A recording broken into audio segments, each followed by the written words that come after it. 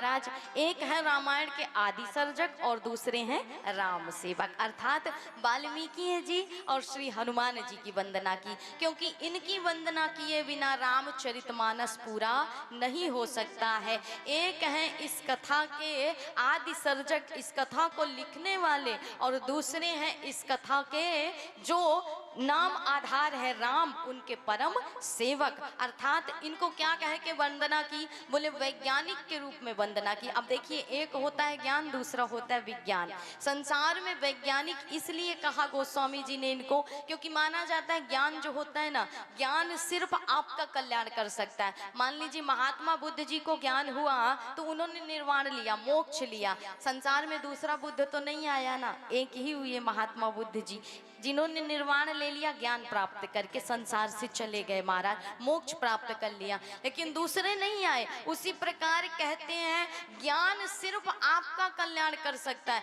किसी चीज को आपने पढ़ लिया तो उससे आपका ही कल्याण होगा ना, दूसरे का तो नहीं होगा। इसलिए ज्ञान सिर्फ एक व्यक्ति का, एक परिवार का कल्याण कर सकता है ज्यादा से ज्यादा, लेकिन विज्ञान यदि मार्ग सही हो तो पूरे जगत का कल्याण कर सकता है।